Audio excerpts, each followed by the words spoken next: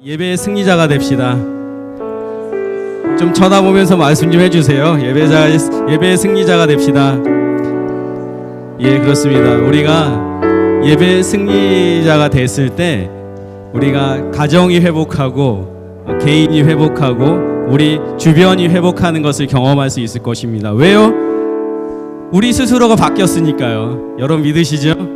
내가 바뀌면 그렇게 다 바뀝니다. 하나님은 그렇게 하시는 분이십니다. 그래서 여러분들 이 자리에 초대하셨잖아요. 주님이 예배자로 정말 축제의 장에 초대하셨고요. 주님이 찾으시는 그 예배자로 찾으셨습니다. 여러분 믿으십니까?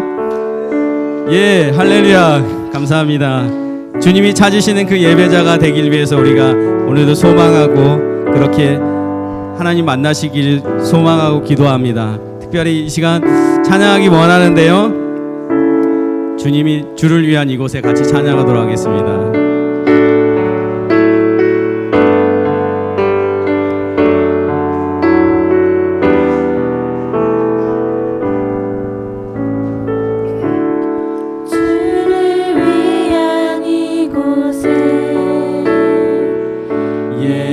예배하는 자들 중에 그가 찾는 이 없어 주님께서 슬퍼하시네. 주님이 찾으시는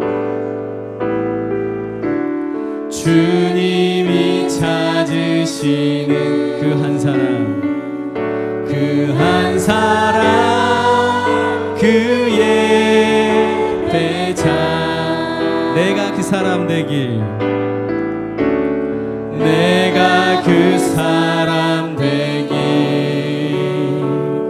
간절히 주께 예배하니. 우리 다시 한번 고백합시다. 주를 위한 이곳에 주를 위한 이곳에 예배하는 자들 중에 주님이 찾으시는 이가 없어 그가 찾는 이 없어 주님께서 슬퍼하시네. 주님이 찾으시는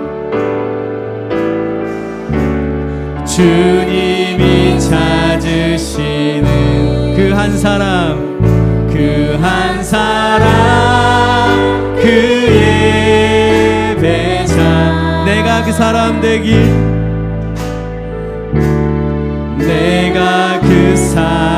되길 간절히 주께 예배하네. 주내로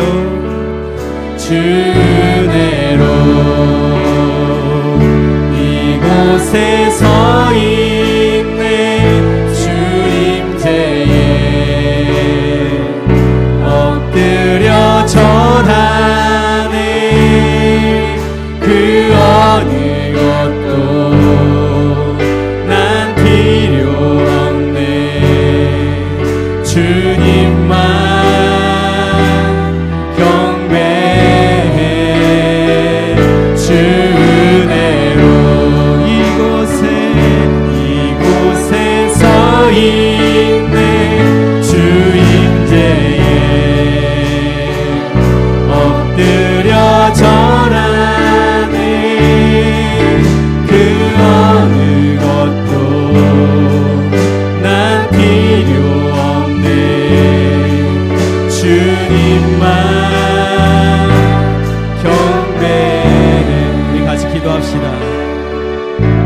주시는 그 예배자 그 한 사람이 되게 해달라고 같이 기도합시다. 많은 사람들이 있지만 내가 그 사람 되게 해달라고 기도합시다. 주님의 은혜로 이곳에 서 있는 것에 감사의 기도를 드립시다. 주님의 임재에 엎드려 절하는 기도를 드립시다. 우리가 필요한 것은 오직 주님만이라고 고백하는 기도를 드립시다. 세상에 많은 것들이 이 자리에 가지고 무거운 짐을 가지고 나와 있다면 그 문제가 해결되어지는 그런 은혜를 경험할 수 있게 해달라고 기도합시다. 같이 기도하겠습니다.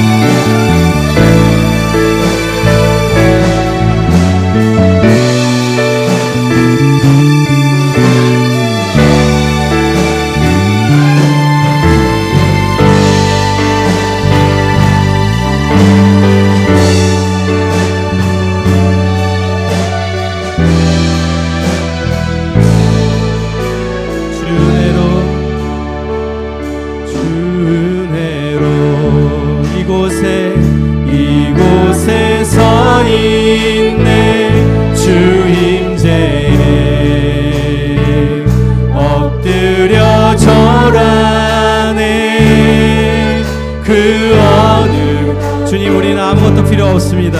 난 필요 없네. 주님만 경배해.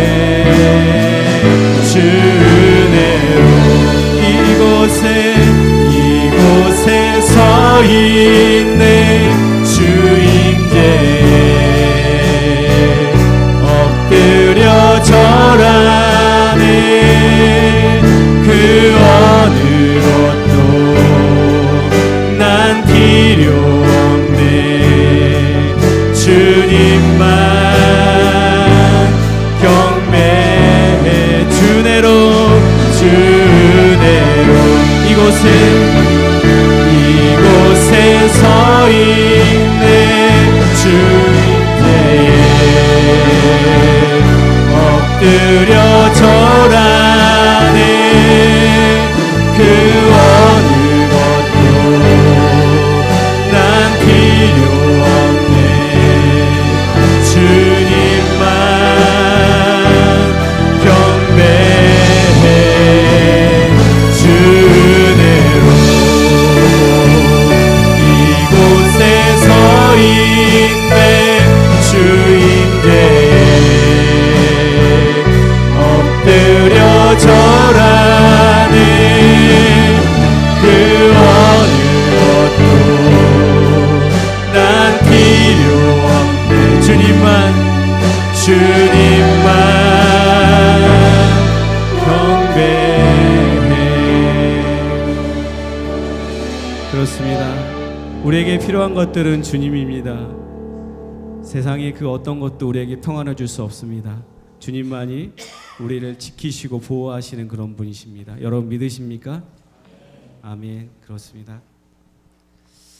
같이 찬양합시다. 주님의 전에 이르길 원합니다.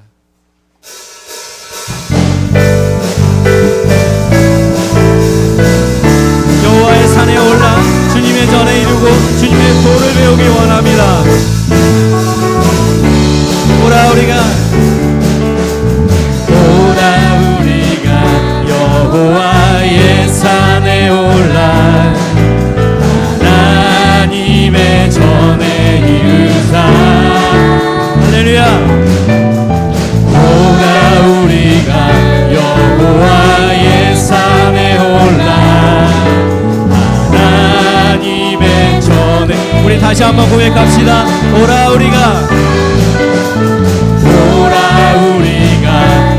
여호와의 산에 올라 하나님의 전에 이르자. 오라 우리가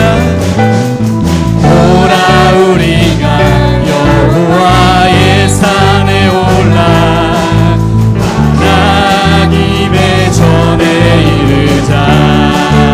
주님의 도를 배우고 주님의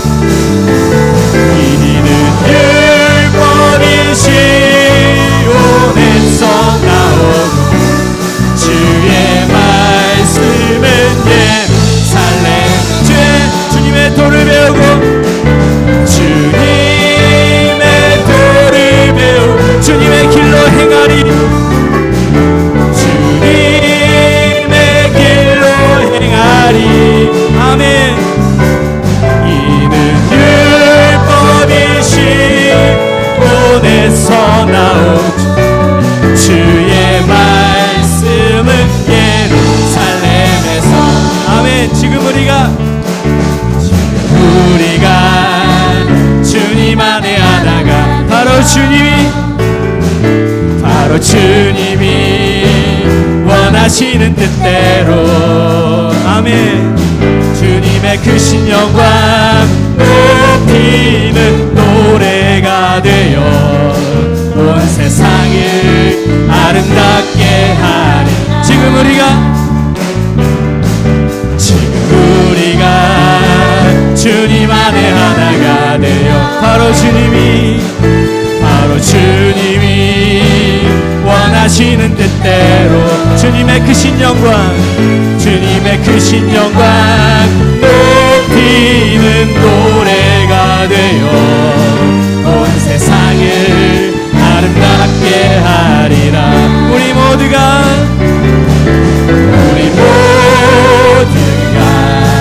주를 노래하니 아름다운 소리로 하나가 되어 바로 이곳을 더욱 아름답게 하리라. 우리 모두가 주를 노래하니 하나가 됩시다. 나은 소리로 하나 바로 이곳을 더욱 아름답게 하리라. 우리 모두가 주님을 노래합니다. 주를 아름다운 소리로 하나가 되어 아름다운 소리로 바로 이곳을 더욱 아름답게 우리 다시 한번 믿음으로 선포합시다. 우리 모두 주를 노래하는 아름다운 소리로 하나가 되어 아름다운 소리로 하나 바로 이곳을 더욱 아름답게 하리라. 할렐루야 아멘. 아름답게 하신 하나님을 찬양하고 경배합니다. 주님 감사드립니다. 아멘. 우리 모두가 하나가 되어서 바로 이곳을 정말 아름답게 만들어가는 우리 세상인이 되었으면 좋겠습니다. 여러분 그렇게 되실 거죠? 아멘. 예, 그렇습니다. 찬양하기 원하는데요, 주님이 이 땅에 오신 것에 대해서 우리가 기도하는 마음으로 찬양하기 원합니다. 주님이 어떻게 오셨고 어떻게 가셨고 그리고 우리에게 어떤 것들을 맡기셨는지 여러분들 잘 알고 있습니다. 그가 오신 이유는요, 우리를 위해서 오셨고 우리에게 또 맡겨진 소명을 주고 가셨습니다. 기도하는 마음으로 찬양하십시다.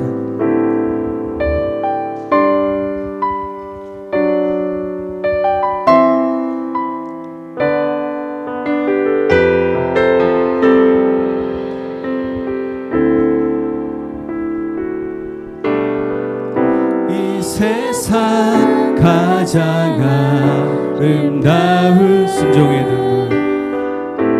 순종의 눈물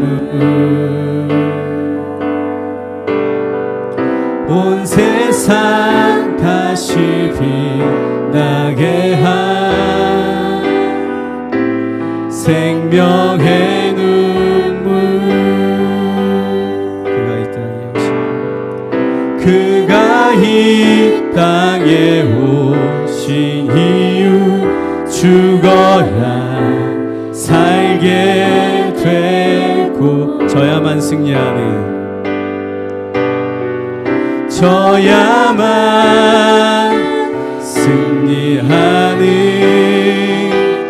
놀랍고 영원한 신비 지으신 그대로 회복시킨 우리의 창조주 그리스도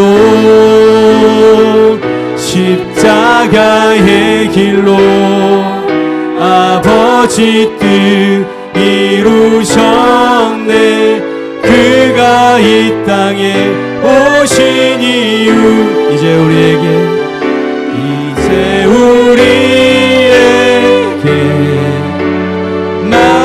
맡겨진 그 소망 그 사랑 그 생명 아름답고 눈부신 십자가의 길 우리가 이 땅에 살아가 이유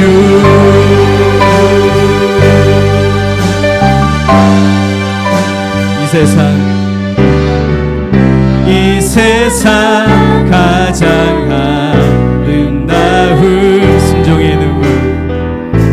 순종의 눈물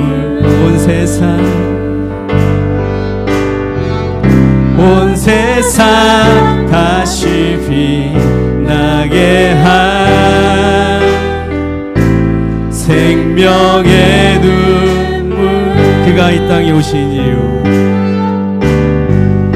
그가 이 땅에 오신 이유 죽어야 살게 되어야만 승리하는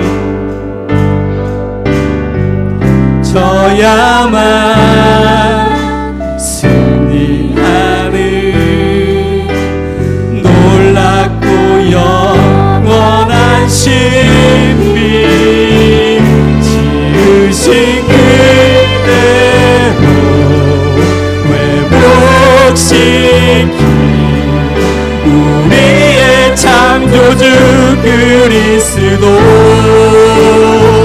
십자가의 길로 아버지 뜻 이루셨네. 그가 이 땅에 오신 이제 우리에게 맡겨진 그 소망 우리에게 맡겨진 그 소망 그 사랑 그 생명 아름답고 눈부신 십자가의 길 우리가 이 땅에 살아가 이루 지으신 그대로 회복시킨 우리의 창조주 그리스도 십자가의 길로 아버지 뜻 이루셨네. 그가 이 땅에 오신 이유 이제 우리에게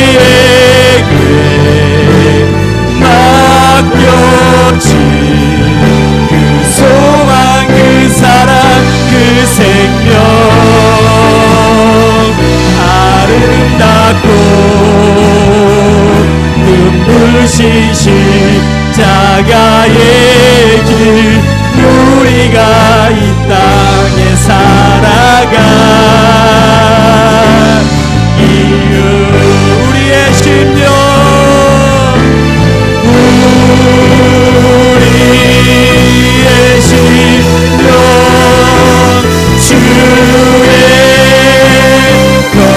주님의 영상 만드소서. 주님의 형상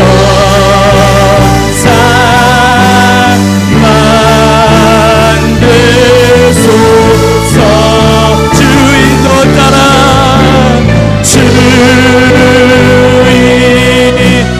따라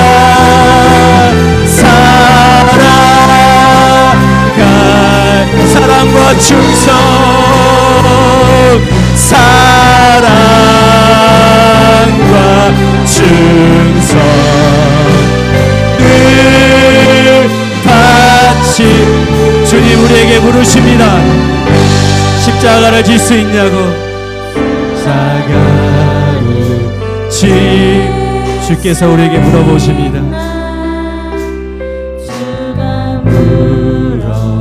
물어보시 죽기까지 따르겠다고 우리가 대답하였습니다.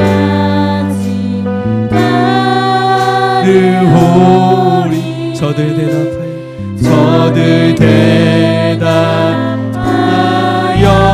우리 다시 한번 고백합시다. 십자가를 질 수 있나? 십자가를 질 수 있 주님께서 우리에게 물어보십니다. 주가 물어보 내 주님 죽기까지 따를 것입니다.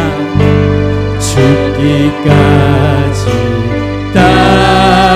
따르오리 저들 대답하였다. 저들 대답하였다. 우리의 심령 우리의 심 주님의 주의 것이니 주님의 영상 주님의 형상 만드소서. 주인도 따라 주인도 따라 살아갈 동안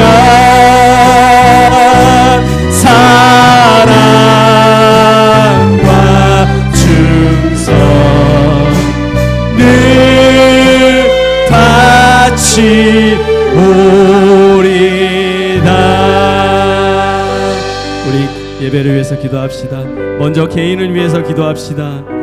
내가 먼저 개인적으로 우리 모두가 예배의 승리자가 되게 하려고 그렇게 기도합시다.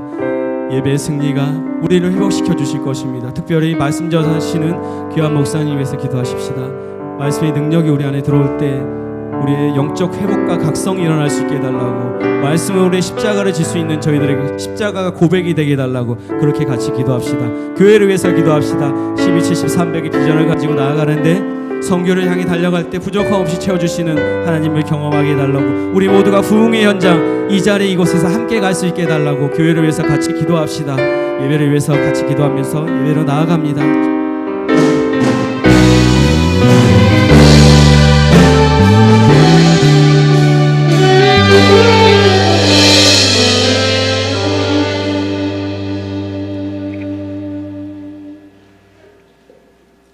사랑과 은혜가 풍성하신 하나님, 오늘도 주님의 전에 나와 이렇게 예배드릴 수 있도록 인도해 주심을 감사드립니다. 한 주간도 우리를 주님의 자녀로 눈동자와 같이 보호해 주시고 성령님의 은혜와 사랑 가운데 살게 해 주심을 감사드립니다. 하나님, 우리는 연약하고 부족하여 주님의 말씀에 합당하게 살지 못하였음을 고백하오니 우리 죄를 용서해 주시고 다시금 새로운 피조물로서 주님 앞에 서기를 원하오니 주님의 보혈의 피로 우리를 깨끗게 하여 주시기를 원합니다. 우리가 서 있는 이곳에서 신령과 전심으로 주님을 예배하게 하시고 우리의 찬양이 주님께 기쁨이 될 수 있도록 인도해 주시기를 원합니다. 하나님, 우리 교회의 12, 70, 300의 비전을 이룰 수 있도록 주님께서 우리에게 더 큰 은혜와 사랑을 베풀어 주시고 교회의 모든 지체들이 사랑의 띠로 하나가 되어 하나님의 선한 뜻을 이룰 수 있도록 주님 인도해 주시기를 원합니다. 하나님, 오늘은 이 안에 너 있다라는 제목으로 말씀을 드리려고 합니다.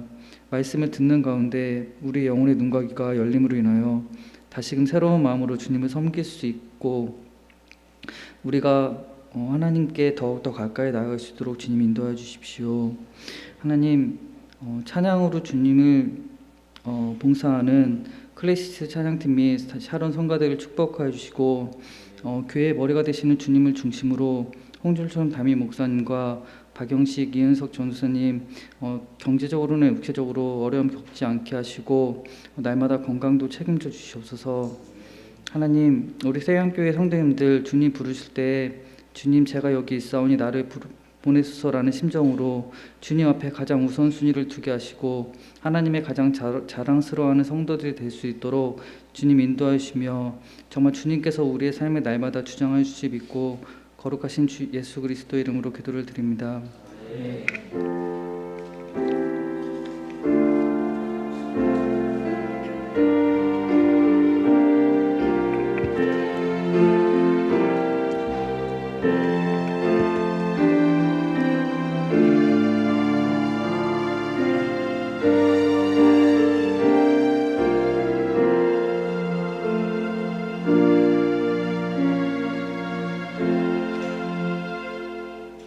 다 함께 일어나셔서 오늘 우리에게 주신 하나님 말씀 사도행전 9장 1절에서 9절 말씀입니다.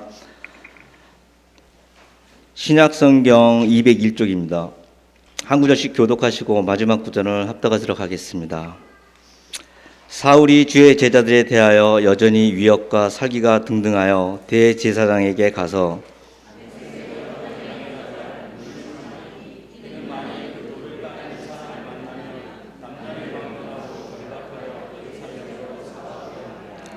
사울이 길을 가다가 다메섹에 가까이 이르더니 호련히 하늘로부터 빛이 그를 둘러 비치느니라.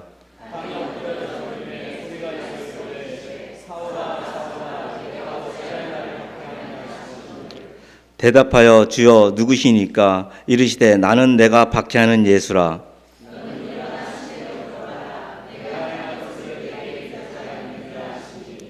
같이 가던 사람들은 소리만 듣고 아무도 보지 못하여 말을 못하고 서 있더라.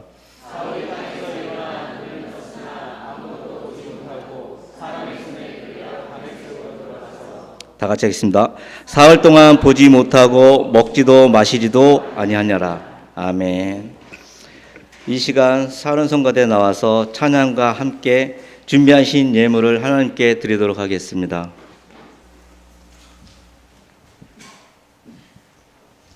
물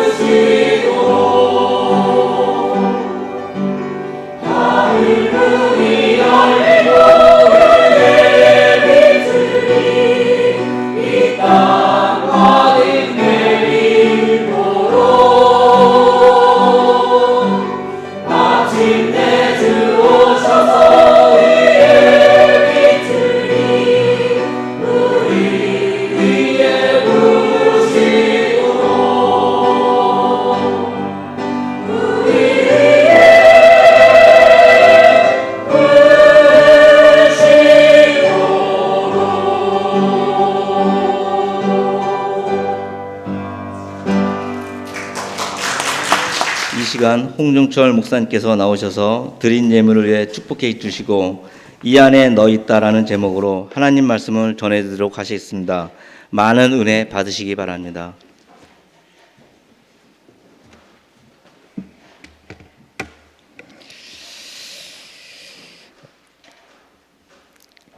지난주에 어떤 분들이 그런 얘기를 하시더라고요.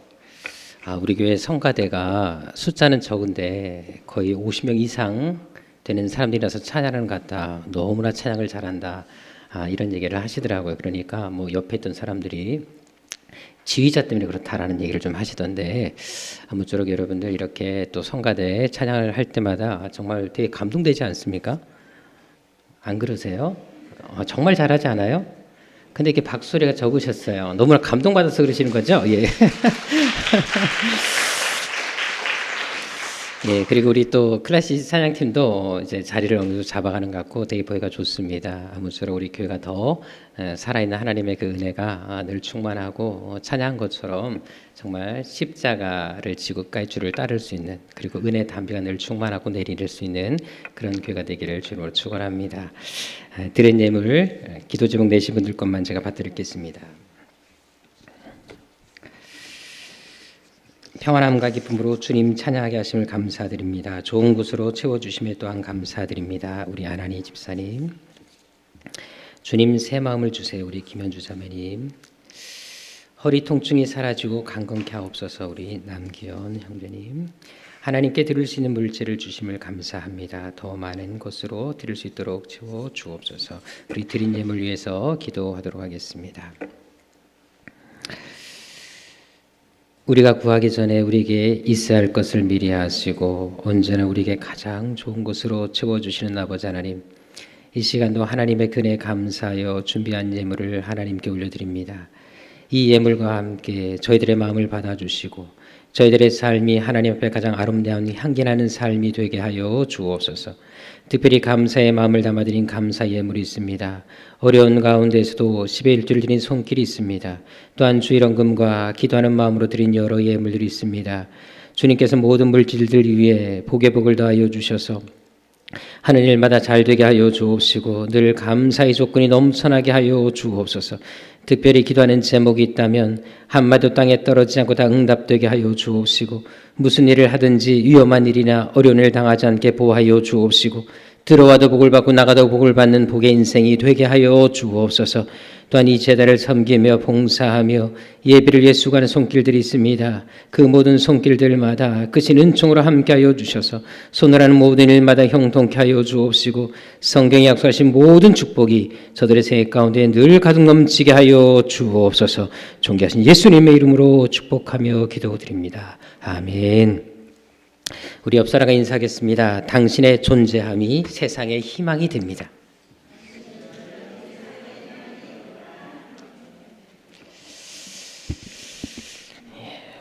저랑 함께 또 인사하도록 하겠습니다. 하나님은 여러분들을 향한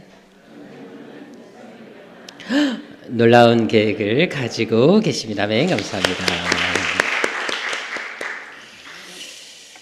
오늘 설교 제목이 이 안에 너 있다입니다.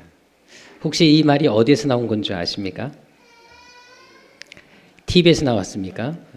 드라마 파리의 연인에서 나왔습니다.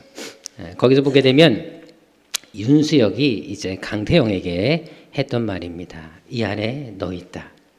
너의 마음속에 누가 있는지 모르겠지만 내 마음속에는 너가 있다. 참 감동스럽지 않습니까? 자, 우리 옆 사람 인사하겠습니다. 이 안에 너 있다. 그렇게 전혀 쳐다보지도 않고 그렇게 하지 마시고, 우리 아까 황 집사님도 찬양하기 전에 좀 제대로 얼굴 보고 좀 하라 그러던데, 어떤 학생이 글을 올린 거 보니까 마치 이 파리 연인의 이 장면을 보고 있었다 그래요. 근데 옆에 있던 누나가 이 장면에서 갑자기 자기 머리를 툭 치더래요. 그러면서 이 안에 돌이 있다라고 했다 그러더라고요. 사실 여러분들은 무엇이 여러분들 안에 있습니까? 무엇으로 여러분들 안에 채우고 계십니까? 저는 성경을 볼 때마다 한 가지 의아하게 생각한 것이 있습니다.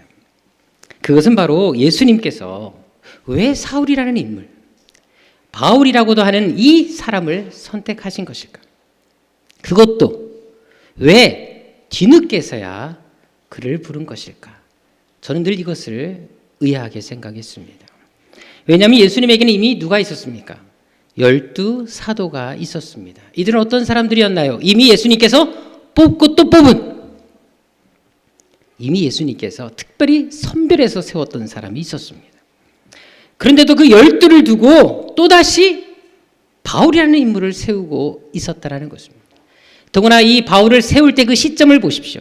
예수님께서 공생의 사역에서 이 사람을 세운 것이 아니었습니다. 본문에 나와 있는 것처럼 이미 부활하시고 승천하신 이후에 이 바울을 세우는 것을 볼 수가 있습니다. 따라서 정말로 바울이 필요했다면 차라리 공생애 중에 그를 부르셨다면 얼마나 좋았을까요?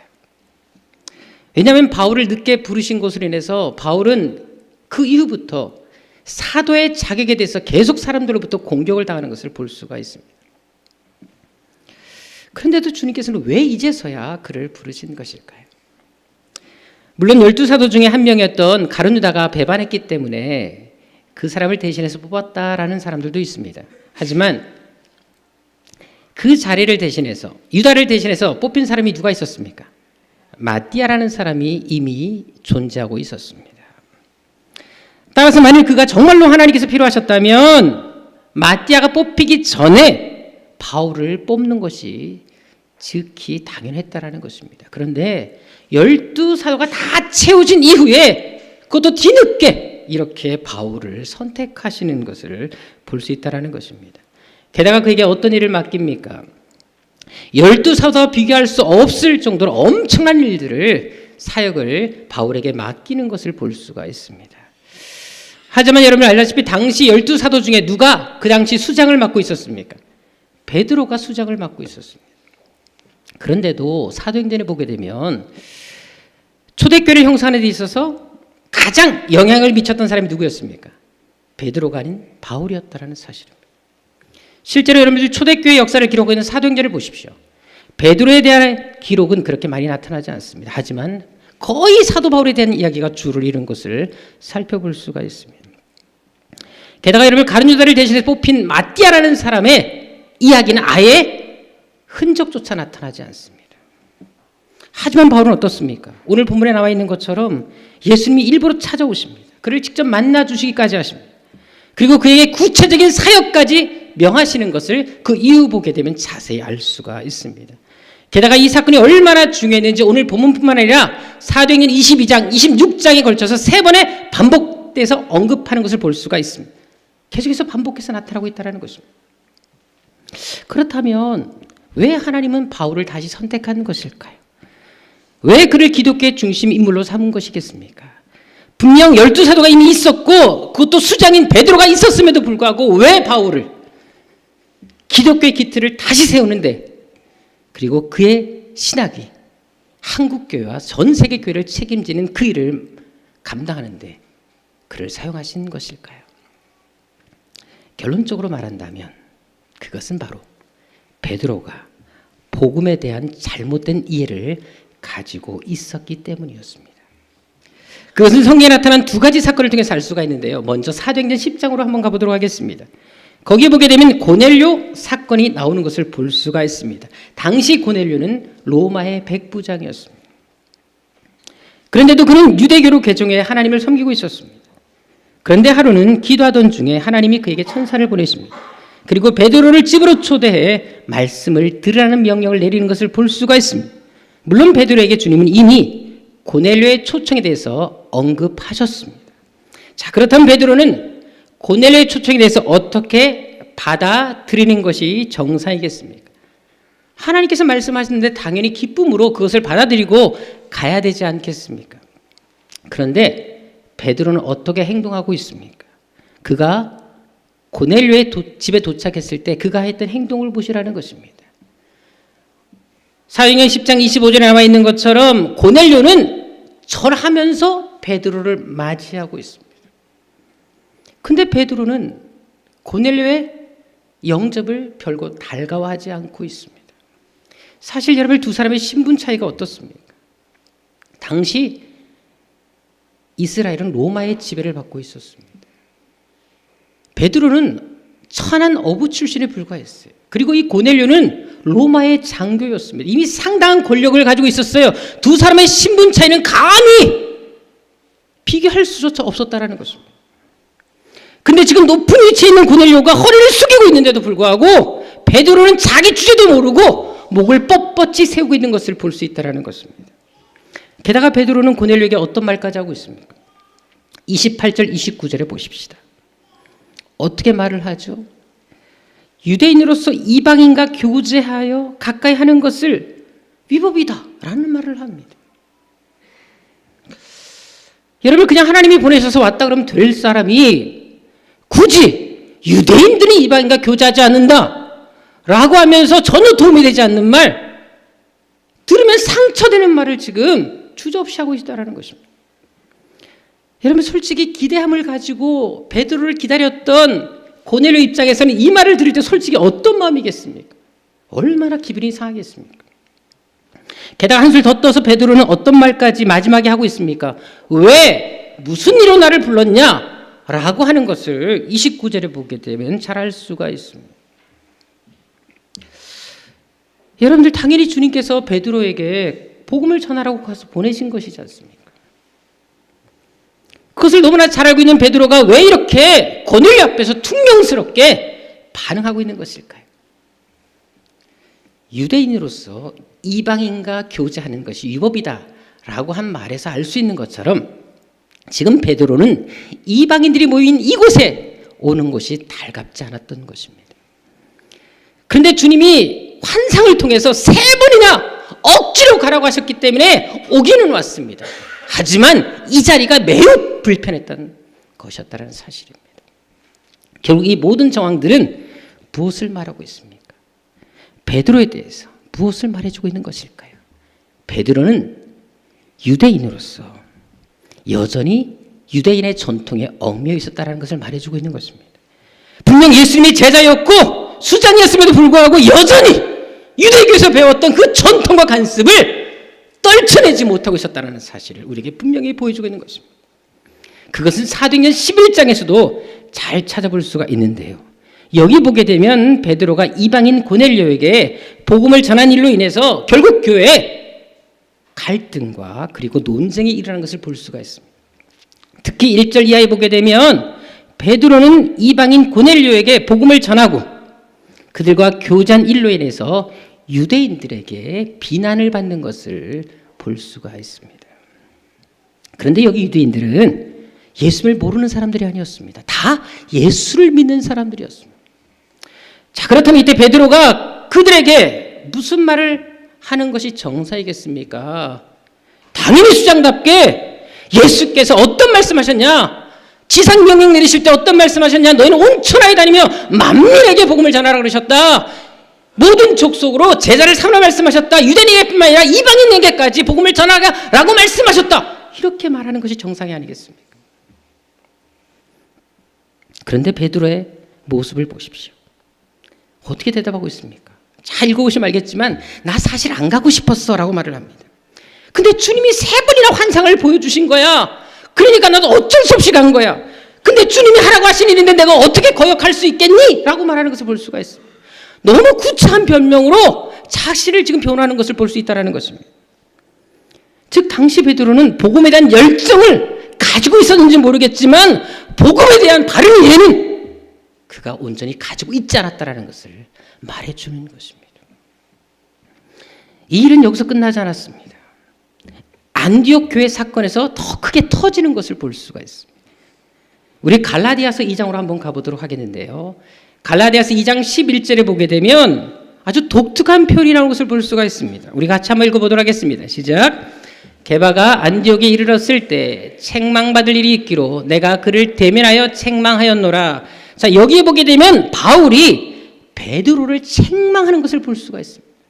여러분, 당시 베드로는 대사도였습니다. 수장이었습니다. 근데 뒤늦게 부름받은 바울이 비교도 되지 않는 그 어마어마한 베드로를 향해서 강하게 책망했다는 것입니다. 원어 성경에 보게 되면 이 말 속에 어떤 표현이 있는 줄 아십니까? 심각한 표현까지 쓰고 있습니다. 구체적으로 말한다면 이 사기꾼아라고 하는 정도까지 표현을 가감하게 쓰고 있는 것을 볼 수가 있습니다. 그렇다면 왜 바울이 이렇게 흥분해서 지금 베드로에게 화를 낸 것일까요? 12절과 13절에 그 이유가 나와 있습니다. 당시 베드로는 안디옥이라는 곳에 가서 복음을 전했습니다. 물론 그때 그 대상자들이 이방인들이 상당히 포함되어 있었습니다. 자, 그리고 복음을 열심히 전한 다음에 그들과 함께 식사 대신으로 하는 애찬식을 함께 거행하게 됐습니다.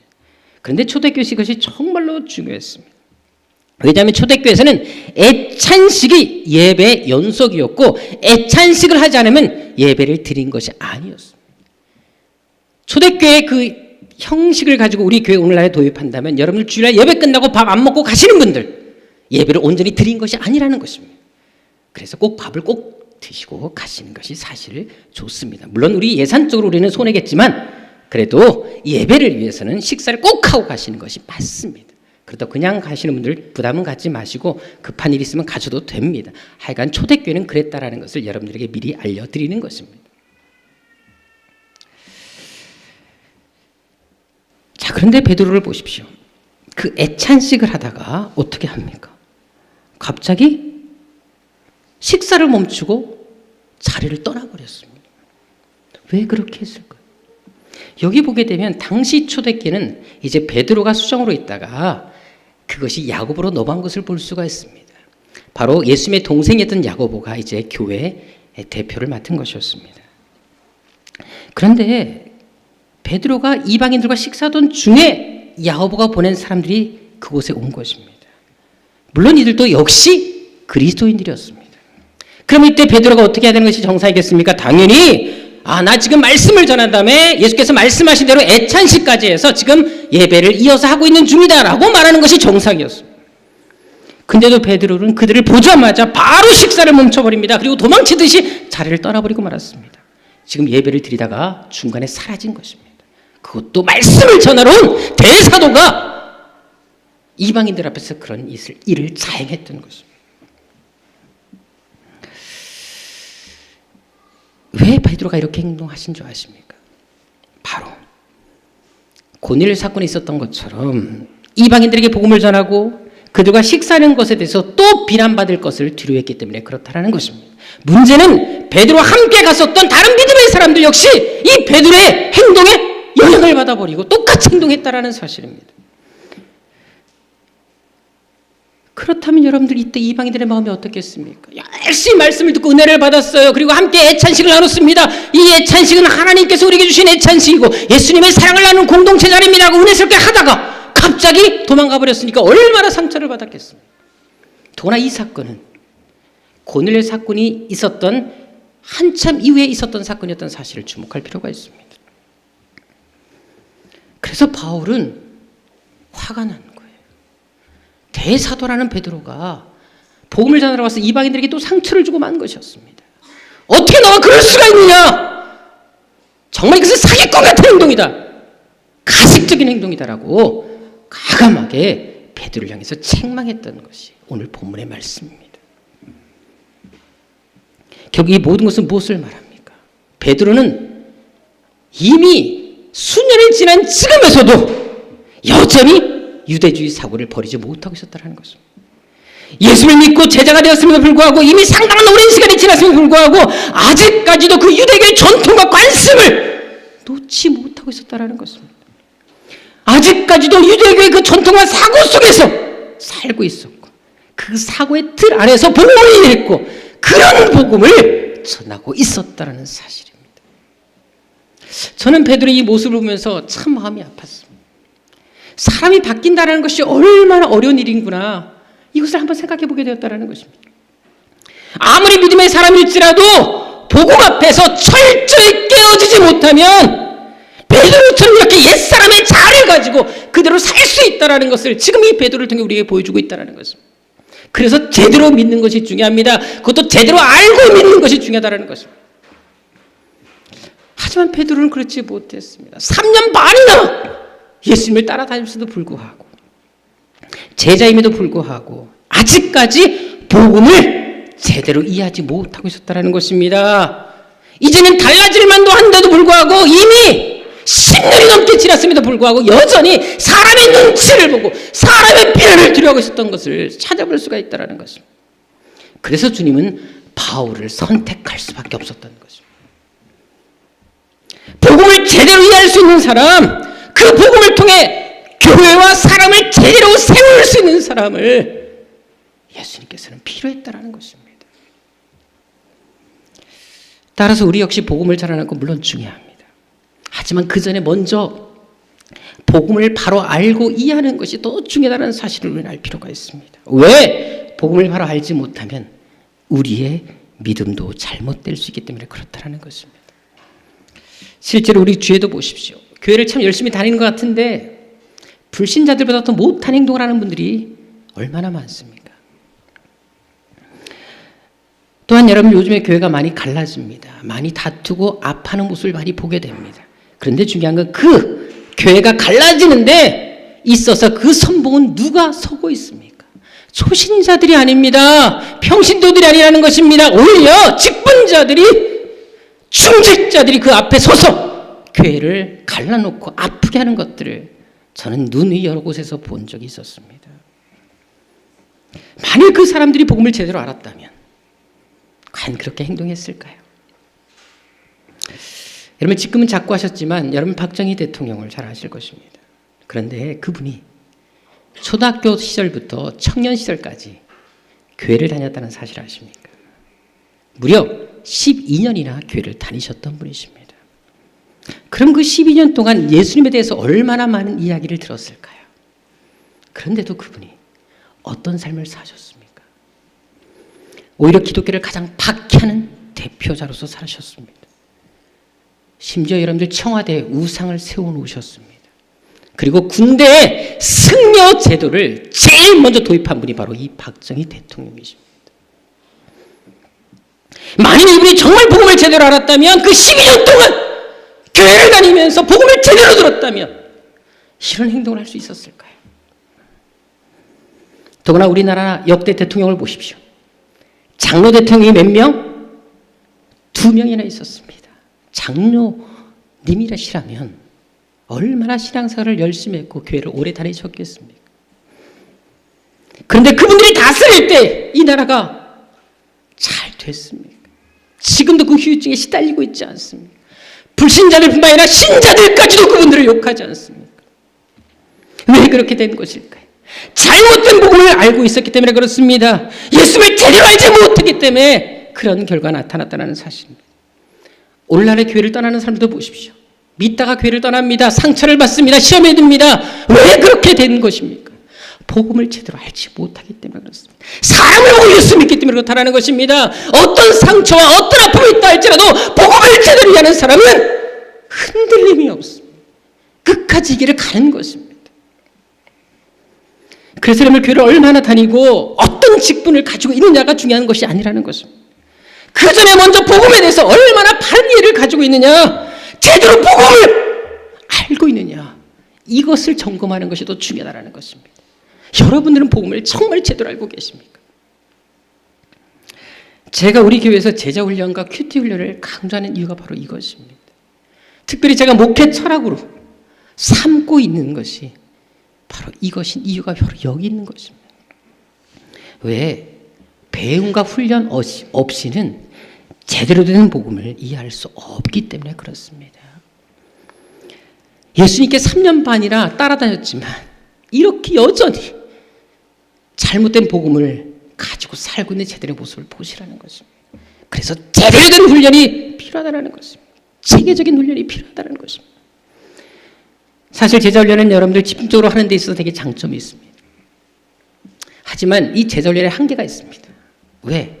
배울 때는 좋은데 지나고 나면 까먹습니다. 사람은 망각의 동물이거든요. 그래서 여러분들 큐티 훈련을 하는 것입니다. 연속적인 훈련이 필요하기 때문에 그 훈련을 통해 더욱 우리가 성장하기 위해서 날마다 공부를 받아야 되기 때문에 큐티 훈련을 하는 것입니다. 제가 그렇게 큐티를 강조하는 것도 바로 여기 있는 것입니다. 저는 이번 11월부터 시작하는 큐티 훈련에 대해서 많은 계획을 가지고 있습니다. 그리고 이번만큼 정말 제대로 훈련을 시키려고 각오하고 있습니다. 그래서 그래서 정말로 원하는 사람이 있다면 장년부뿐만 아니라 청년까지도 이번 훈련을 저는 받을 것입니다. 심지어 세형이까지, 중원이까지, 유언이까지, 오류까지, 수학까지, 예담이까지, 예준이, 예언이까지 다 받아낼 것입니다. 정말 하나님의 은혜를 알고 그 은혜를 사모하는 사람에게 더 큰 은혜를 저는 함께 나누고 싶다라는 것입니다. 그리고 앞으로 우리 교회만큼은 직분자들을 세울 때에도 바로 그렇게 훈련된 사람들이 세워지기를 간절히 소망합니다. 성도들도 마찬가지입니다. 사람들을 세울 때 아무나 세우기보다, 인맥으로 세우기보다 그 사람이 얼마나 교회를 오래 다니고 얼마나 많은 일을 했느냐, 이것에 기준을 두지 마시고 먼저 그 사람이 얼마나 복음에 대해서 열정을 품고 있고 이 복음을 제대로 이해하고 있는지 그것을 보고 사람을 선택했으면 좋겠다. 이것이 제 솔직한 심정인 것입니다. 왜 그렇게 해야 됩니까? 그래야 교회가 바로 서기 때문에 그렇습니다. 실제로 초대교회를 보십시오. 초대교회를 보게 되면 갈등을 겪고 시끄러웠던 교회들이 제법 있었다는 것을 발견하게 됩니다. 고린도후서 1장 6절에도 보게 되면 고린도후서 11장 4절에도 보게 되면 고린도 교회 안에 다른 복음이 있었다는 사실을 알게 됩니다. 그리고 갈라디아서 1장 6절에도 보게 되면 갈라디아 교회에서도 다른 복음이 있었다는 것을 알 수 있습니다. 그리고 상당히 많은 사람들이 거기에 미혹되어 있었던 것을 찾아볼 수 있습니다. 그러니까 교회가 시끄러웠던 것입니다. 그래서 복음을 바로 하는 것이 중요합니다. 그래야 잘못된 길을 가지 않습니다. 바르게 배울 수가 있습니다. 바르게 가르칠 수 있다는 것입니다. 그래서 내 자신을 지킬 수가 있는 것이고 이 약한 세대 속에서도 아무리 많은 시험과 유혹이 온다 할지라도 내 자신을 지키고 이겨낼 수 있다는 사실입니다. 오늘 본문에서 주님이 바울을 선택하신 이유가 바로 그것입니다. 베드로는 주님께 부름받았음에도 불구하고 복음에 대한 이해가 부족했습니다. 그것은 다른 제들도 마찬가지였습니다. 하지만 바울은 그렇지 않았습니다. 그 복음을 제대로 압니다. 이 복음을 알기 위해서 몸부림을 칩니다. 아라비아 사막에도 가고 혼자 하나님과 독대하면서 이 복음을 정말 제대로 깨닫기 위해서 얼마나 몸부림치는지 모릅니다. 그리고 그는 십자가의 복음을 위해서 목숨을 겨기로 결단을 합니다. 그래서 하나님께서 그런 바울이기 때문에 그 많은 사람들 중에 하필 예수를 믿는 사람들이 잡아 죽여야 그 바울을 선택할 수밖에 없었던 것입니다. 왜? 교회를 향한 잘못된 연심이 하나님 위해 사용되어졌을 때 더 아름답게 사용될 수 있을 것을 아셨기 때문에 그의 과감한 결단력을 아셨기 때문에 그를 선택하셨던 것입니다. 사실 당시의 관점으로 보게 되면 바울보다 오히려 베드로, 여러분 누가 더 유대주의에 덜 물들어 있었겠습니까? 오히려 누가 더 유대주의에 빠져 있었겠습니까? 베드로보다는 오히려 바울이 훨씬 더 유대주의에 짙게 물든 사람이었습니다. 왜? 어릴 때부터 철저하게 유대주의 훈련을 받은 사람이 바울입니다. 베드로는 비교되지 않을 정도로 철저하게 훈련받았고 공부했던 사람, 심지어 가장 유대주의 대표적이었던 바리새인에 속한 사람이 바로 바울이었습니다. 누구보다 유대주의에 몰두해 있었던 사람, 그 사상에 정통했던 사람이 바울이었다라는 것입니다. 그런데 그가 어떤 선택을 합니까? 그가 어떤 결단을 내립니까? 그렇게 오랫동안 젖어있던 사상 역시 기꺼이 주를 위해서 다 내어버리는 것을 볼 수가 있습니다. 오늘 본문에도 보게 되면 그가 왜 교회를 핍박했습니까? 그리스도인을 잡아 죽였습니까? 바로 이 유대주의 사상 때문에 그렇게 하지 않았습니까? 그래도 불구하고 예수를 만나자마자 그 모든 것을 하루아침에 다 배설물로 여겨버립니다. 두 번 다시 쳐다보지 않습니다. 과감하게 목숨 털렸던 그 중요한 것들, 지금까지 쌓아왔던 그 모든 사상과 자기를 지켜왔던 신념들을 과감하게 내려버리는 것을 볼 수 있다는 것입니다. 그래서 예수님이 그를 사용하신 것입니다. 아니, 사용할 수밖에 없었던 것입니다. 왜? 그의 마음속에는 이런 결단, 복음을 위한 결단, 십자가 복음을 위한 결단이 자리하고 있었기 때문에 그렇다는 것입니다. 실제로 그는 고린도전서 2장 2절에서 이렇게 고백하고 있습니다. 내가 너희 중에서 예수 그리스도와 그의 십자가 못 박힌 것 외에는 아무것도 알지 않기로 작정했다. 오직 예수를 살겠다. 오직 예수를 위해서 죽겠다. 오직 이 십자가 붙들고 살겠다. 이 십자가 복음을 위해서만 살아가겠다. 관심을 두지 않겠다. 이것이 바울의 고백이었다는 것입니다. 실제로 그는 이 십자가 복음을 위해서 얼마나 많은 고난을 겪습니까? 고린도후서 11장에 보십시다. 23절에 보게 되면 그가 얼마나 많은 고난을 당했는지 27절까지 쫙 기록하는 것을 볼 수 있습니다. 보십시오. 내가 수없이 매도 맞고 여러 번 죽을 뻔을 했답니다. 매도 많이 맞았다라고 얘기합니다. 여러분 40에 하나 가면 몇 번을 맞았다는 것입니까? 195대를 맞았다 얘기합니다. 여러분 사람이 195대를 맞아보십시오. 어떻게 살겠습니까? 25절 26절 계속 보면 알겠지만 여러분들 죽을 고비를 몇 번 넘긴지 모릅니다. 26절에도 보게 되면 여러분 심지어 돌에 맞아 죽습니다. 죽을 뻔한 위험도 겪습니다. 수많은 위험들 그의 삶에 끊임없이 다가왔던 것을 알 수가 있어요. 바로 복음 때문에. 한마디로 그는 인간이라면 누구나 다 피하고 싶었던 일들, 정말 경험하고 싶지 않은 그 모든 고난을 다 겪었던 것입니다. 그런데도 그는 그 길을 포기했습니까? 두려워했습니까? 오히려 더 당당하게 그 일을 감당합니다. 위축되지 않았다는 것이면 주눅들지 않았다는 거예요. 사람의 눈치를 보지 않습니다. 오직 복음을 위해 살기로만 하나님의 눈치만 보며 이 길을 걸어갔다는 것입니다. 채우신 이를 얻기까지 주의 십자가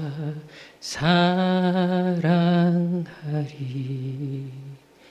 빛나며 멸류관 받기까지 험한 십자가 붙들겠네. 영광의 자리가 아니라 험한 십자가 그 길을 나는 가겠다. 이것이 바로 결단이었다는 것입니다. 그뿐만이 아닙니다. 그는 복음을 전하다 어떤 소리까지 듣는 줄 아십니까? 사도행전 24장 5절에 보게 되면 정말 사람으로서 듣기 싫은 말을 듣는 것을 볼 수 있습니다. 여러분들 전염병 같은 자, 이단의 우두머리 이런 얘기를 한번 들어보셨습니까? 얼마나 여러분 기분 나쁘겠습니까? 재앙덩이라는 얘기를 듣고 있는데 실제로 우리 교인들도 보게 되면 제가 얘기 얼핏 들었는데 처음에 우리 교회 왔을 때 너무나 열심히 하는 분들이 좀 있었다 그래요. 그래서 그분들이 혹시 신천지가 아닌가? 사람들로부터 서로 회자됐던 두 명의 대표적인 사람이 있었다는 얘기를 들었습니다. 김모 권사님, 이모 자매가 그 대표적인 사람들입니다. 물론 아닙니다. 하지만 여러분들 그런 오해를 받으면 솔직히 기분이 좋겠습니다. 실제로 제가 먼저 교회에 있을 때 제가 그때는 이제 이단 대책위원회 총무로 있었기 때문에 이단 상담을 되게 많이 받았는데요. 제가 지금도 있지 않은 두 명의 청년이 있습니다. 한 명은 형제고 한 명이 자매인데 둘 다 신천지로 오해를 받은 거예요. 근데 제가 조사해 보니까 자매는 확실히 신천지였습니다. 근데 형제는 아니었어요. 근데 저한테 와서 얘기하면서 형제가 펑펑 울더라고요. 자기가 그동안 당했던 그 서름, 그 속상함, 사람들로 받은 상처에 대해서 너무 억울해서 막 울더라고요. 여러분들이. 잠깐 받는 오해도 속상하고 마음 아픈데 바울은 평생 이 소리를 듣고 살았던 사람입니다. 심지어 여러분들 사도행전 26장 24절에 보십시오. 그는 미쳤다는 소리까지 듣습니다. 한마디로 정신병자 취급을 받습니다. 혹시 예수 믿다가 미친놈 소리 들으신 분들, 미친 니은 소리 들으신 분들 혹시 계십니까, 여러분들이요? 나 혹시 미쳤다는 소리 들어보신 분, 예수 믿다가? 예, 좀 있으시네요. 여러분들, 하지만 바울은 평생 그 소리를 듣고 살았습니다. 더구나 사도행전 23장 12절과 13절을 보십시오. 더 충격적인 것은 바울을 미워하고 대적하는 단체들까지 결성된 것을 찾아볼 수가 있습니다. 그런데도 그는 이런 비난, 조론, 협박에도 굴하지 않습니다. 끝까지 그 길을 갑니다.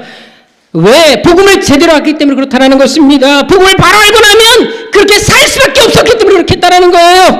그리고 복음을 바로 알면 전하지 않고는 견딜 수 없었기 때문에 그는 어떤 핍박에도 그 길을 끝까지 고집하며 갔던 것입니다.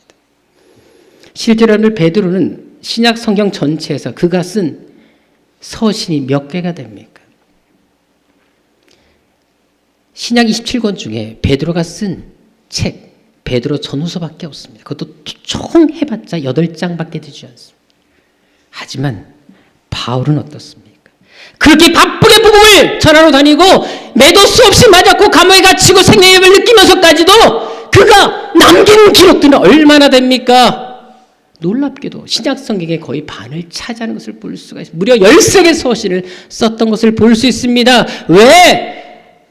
감옥에 갇혔을 때 또 복음을 전하러 가지 못했을 때는 어떻게 하든지 간에 복음을 전하고 싶어서 글을 써서라도 그들에게 전하고 싶었던 것입니다.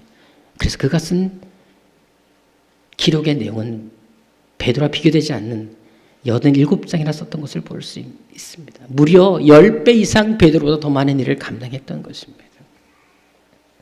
한마디로 그는 평생 복음만을 위해 살기로, 자기가 알고 이해했던 이 복음을 위해 살기로 결단했던 사람이었던 것을 알 필요가 있다는 것입니다. 실제로 고린도전서 9장 16절에 그는 이렇게까지 고백합니다. 내가 복음을 전하지 않으면 안 된다. 전하지 않으면 나에게 화가 미칠 것이다. 그는 이 복음을 알고부터 이 복음 때문에 살 이유를 찾은 것입니다. 자신의 모든 행복도 여기에 두었던 것입니다.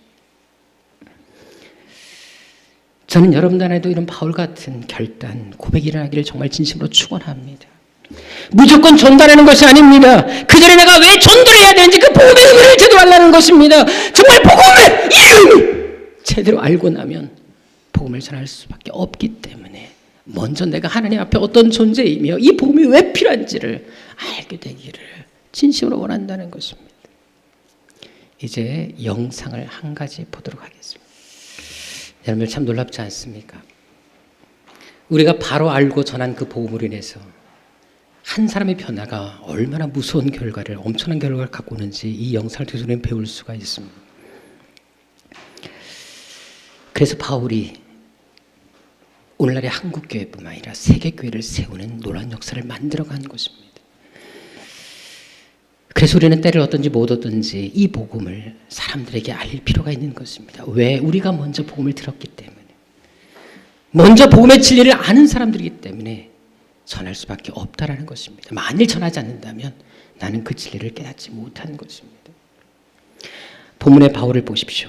그는 복음을 제대로 하는 이후부터 그는 목숨을 복음의 예수님에게 걸었던 것을 알 수가 있습니다. 실제로 그의 생애에서 평생 마음에 품고 살았던 말이 있었습니다. 늘 그가 강조했던 말이 있었다는 것입니다. 그의 서신에서 가장 많이 나오는 말이 있습니다. 그것이 뭔지 아십니까? 바로 그리스도 안에서라는 말입니다. 그분 안에서, 주 안에서 이 말을 그는 계속해서 반복합니다. 무려 그의 서신 87장에서 150회 이상 그것을 고백하는 것을 볼 수가 있습니다. 특히 가장 많이 나오는 것은 바로 에베소서입니다. 6장밖에 되지 않지만 무려 30회 이상 이 말을 하는 것을 볼 수 있습니다. 중요한 것은 에베소서를 쓸 당시 그는 감옥에 있었다는 사실. 그런데도 그는 그리스도 안에서라는 말을 계속 강조해 옵니다. 왜? 죽든지 살든지 어떻게 되든지 간에 이 복음 안에서 하는 것, 예수 안에서 사는 것이 가장 중요했기 때문에 그는 이 말을 한시도 놓을 수 없었던 것입니다. 그러니까 주님이 글을 쓸 수밖에 없는 거예요. 그런 열정을 보고 그의 이런 결단을 아셨기 때문에 그 많은 사람들 중에 이미 12살을 다 세운 이후에도 이 사람을 찾아가 뽑아 세울 수밖에 없었던 것입니다. 그리고 어떤 자들보다 더 위대하게 그를 사용하신 것입니다. 저는 여러분들 안에서도 이런 결단이 되길 바랍니다. 바울의 고백이 여러분들의 고백이 되길 바랍니다. 바울의 결단이 여러분들의 결단이 되길 바란다는 것입니다. 그래서 여러분들도 바울처럼 그렇게 위대하게 쓰임받는 이 시대 하나님의 중심에 선 사람이 되기를 진심으로 주님으로 축원합니다. 특히 예수라는 큰 잔치를 맞이해서 단 한 번만이라도 바울 같은 이런 열정을 품기를 바랍니다. 그래서 우리가 알고 있는 이 복음이 나만의 복음이 아니라 우리 가족이 우리 이웃에게까지 전해지는 복음, 그들이 듣고 알게 되는 복음이 되기를 주님으로 축원합니다. 그래서 우리가 함께 이 생명의 사역, 복음의 사역에 우리가 함께 동역함으로 이 시대의 사도 바울의 작은 섬김이 여러분들 통해 여러분의 가정에, 이웃에 일어나기를 주님으로 축원합니다. 기도하겠습니다. 아버지 하나님, 왜 하나님은 먼저 세운 베드로가 아닌 다시금 바울을 선택하셨습니까? 얼마든지 위대하게 쓰임 받을 수 있던 사람들임에도 불구하고 왜 하나님이 그들을 대신해서 또 한 사람을 세운 것이겠습니까? 아버지 하나님, 오늘도 하나님은 그런 사람들을 찾고 계십니다. 얼마나 우리가 많이 믿었고 얼마나 교회를 오래 다녔고 어떤 직분을 받고 있냐가 중요한 것이 아니라 지금 내가 주를 위해서 어떤 결단, 어떤 선택을 하고 있는지 그것을 결단할 수 있는 사람을 찾고 계십니다. 아버지 하나님, 우리 새한교 성도들이 다 그런 사람들이 되게 하여 주옵소서. 남들은 못한다고 할 때에도 나만은 하겠습니다 고백할 수 있는 사람들이 되게 하여 주옵소서. 남들이 교회를 떠나는 그 순간에도 끝까지 교회를 지키는 사람들이 되게 하여 주옵소서. 사람들의 눈치를 보고 사람들의 핍박을 두려는 사람들이 아니라 마지막까지 끝까지 하나님 편에 서서 하나님의 눈치를 살피고 끝까지 복음의 길 십자가의 길을 걸어가는 하나님의 사람들이 되게 하여 주옵소서. 존귀하신 예수님의 이름으로 기도드립니다. 아멘. 이 시간 우리 다 같이 나셔서 예배자 찬양 드리도록 하겠습니다.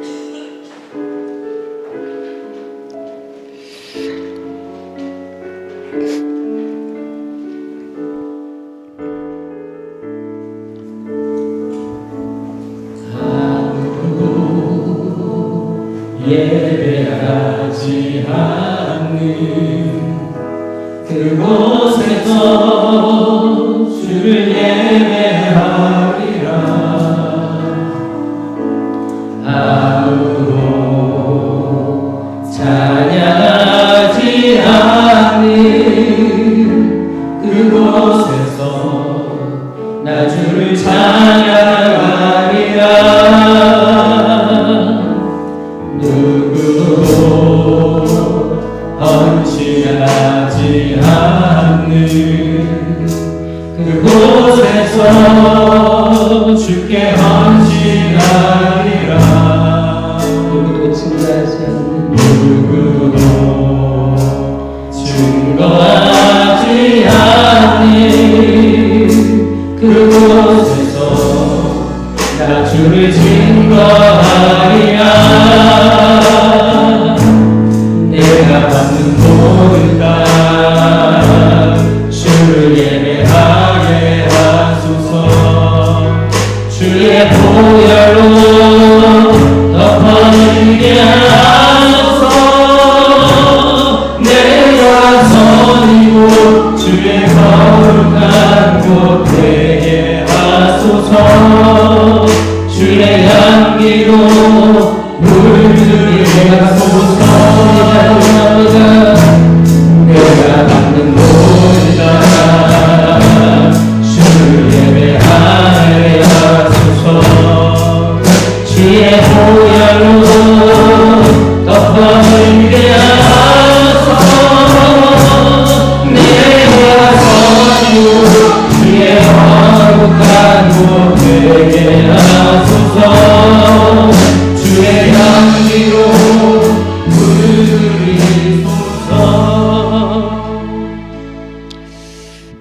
고린도후서 4장 4절에 보게 되면 전도하는 거나 믿지 않는 자들을 돌아오게 하는 일은 영적 전쟁이라는 사실을 분명히 강조하고 있습니다.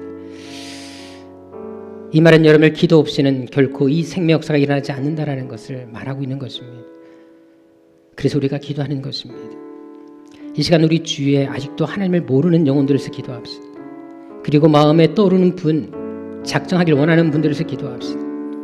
그리고 하나님께 이렇게 기도합시다. 하나님, 그들에게 영적인 갈급함을 허락하여 주옵소서. 그냥 왔다 갔다 교회를 다니는 사람들이 아니라 정말 제대로 된 복음을 아는 사람들이 되게 하여 주옵소서. 정말 그들 역시 복음의 필요함을 알게 하여 주시고 예수님이 그들 안에 거하는 일들이 일어나게 도와주옵소서. 더 늦기 전에, 이해가 가기 전에 반드시 주님께 돌아오는 역사 일어나게 하여 주옵소서. 그래서 그들도 예수님 깊이 만나는 역사 일어나게 하여 주옵소서. 믿음의 사람, 예수의 사람으로 변화되는 기적이 일어나게 도와주옵소서. 또한 여러분 자신을 위해서 기도하도록 하겠습니다. 하나님, 내 안에 복음에 대한 뜨거운 열정을 주옵소서. 온 천하보다 한 영혼을 귀하게 하신 주님의 그 뜨거운 심장을 허락하여 주옵소서. 그래서 복음을 전하지 않고는 견딜 수 없는 마음이 일어나게 하여 주옵시고, 나를 통해 내 가족, 내가 기도하는 그 영혼들이 죽게 나오게 하여 주옵소서. 복음에 대한 열정, 십자가에 대한 열정, 오직 예수로 사는 열정이 다시금 내 안에 일어나게 하여 주옵소서. 이 시간 여러분 자신과 구원받을 그 영혼들을 위해 간절한 마음으로 주여 세번 외치고 기도하도록 하겠습니다. 주여, 주여, 주여, 아버지 하나님, 이 시간도 간절한 마음으로 기도합니다. 아버지 하나님, 우리 안에 간절한 이 영혼에 대한 사랑, 열정을 하여 주옵소서. 아버지 하나님, 이 땅에 정말 많은 영혼, 수많은 영혼들이 있습니다. 우리 주에도 좋아하는 영혼이 있습니다. 그들을 그냥 두고 방치하고 있지 않습니까? 아버지 하나님, 정말 간절히 기도하게 도와주옵소서. 몸부림치게 하여 주옵소서. 내가 먼저 복을 알게 하여 주옵소서. 이 복음이 비친 대로 살게 하여 주옵소서. 그 소리 사는 성도를 통해 아버지 하나님, 수많은 영혼들이 주께 돌아오며 우리도 바울처럼 위하게 쓰임받는 하나님이 시대 하나님께 위대한 하나님의 사람으로 쓰임받게 하여 주옵소서. 아버지 하나님, 정말 내가 가는 만국 곳마다 밟는 땅마다 하나님 나라가 세워지길 원합니다. 아버지 하나님, 생명사 나타나길 원합니다. 아버지 하나님, 영적으로 깨어있게 도와주옵소서. 영적으로 게으르지 말게 하여 주옵소서. 영적으로 방심하며 살지 말게 하여 주옵소서. 아버지 하나님, 깨어있게 하여 주옵소서. 더 줌을 찾게 하여 주옵소서. 그 소리 사는 성도들을 통하여 우리 사랑하는 우리 아버지 하나님, 우리 이 세상교를 통하여 정말 수많은 영혼들이 주께 돌아오며 아버지 하나님, 알지 못한 영혼들이 하나님의 은혜 역사 나타날 수 있도록 도와주옵소서. 아버지 하나님, 우리를 사용하여 주옵소서. 우리 교회를 사용하여 주옵소서. 우리를 통해 주여 이 일들을 이루어 주옵소서. 이 시간 우리 교회를 위해서 기도하도록 하겠습니다. 하나님, 하나님이 세우신 이 교회가 해마다 놀라운 기적을 보여주는 기적의 통로가 되게 하여 주옵소서. 특별히 세안교회 수많은 영혼들이 구름대와 같이 몰려들게 하여 주시옵시고 복음의 모든 열정을 불태울 수 있는 그런 믿음의 사람들, 헌신의 사람들이 일어나게 도와주옵소서. 특별히 세안교회에 세우신 우리 교육자들과 우리 직분자들 통하여 이 역사가 나타나게 하여 주옵소서. 먼저 우리부터 복음을 바로 알게 하여 주시고 제대로 된 복음 앞에 비친 대로 살게 하여 주옵소서. 우리가 기도하는 300 비전이 있습니다. 아버지, 반드시 이것이 이루어지게 하여 주시되 우리를 통해 이루어지게 하여 주옵소서. 속행답되게 하여 주옵소서. 나를 통해 이것이 이루어지게 하여 주시고 나를 써 주옵소서. 나를 사용하여 주옵소서. 이 시간 우리 간절한 마음으로 우리 교회를 위해서 주여 손에 치고 간절하게 기도하도록 하겠습니다. 주여, 주여, 주여. 아버지 하나님, 우리 교회를 사용하여 주옵소서. 우리 성도를 사용하여 주옵소서. 나를 통해 일들이 일어나게 도와주옵소서. 반드시 하나님께서 우리 사는 성도들을 통하여 아버지 시대 영원 하나님의 놀라운 역사와 기적이 나타나게 도와주옵시고 하나님 알지 못하는 수많은 영혼들이 주께 도는 역사 나타날 수 있도록 우리 아버지 하나님 도와주시고 함께하여 주시기를 원합니다. 다시 우리 하나님 복음 열정을 되찾게 하여 주옵소서. 복음의 헌신의 마음으로 일어나게 도와주옵소서. 환경과 사람들을 보지 말게 하여 주옵시고 아버지 하나님, 정말 이 시대 우리를 부르신 하나님의 뜻에 따라 살아가는 결단이 있게 하여 주옵소서. 아버지, 대충 아버지 살지 말게 하옵소서. 적당히 살지 말게 하여 주옵소서. 제대로 알게 하여 주시고 제대로 살게 하여 주옵소서. 그 소리 사는 성도를 통하여 우리 아버지 원하시는 놀라운 일들과 뜻들이 우리 교회 우리 성도 중에서 이루어지게 하여 주옵소서. 아버지 하나님 도와주시옵소서.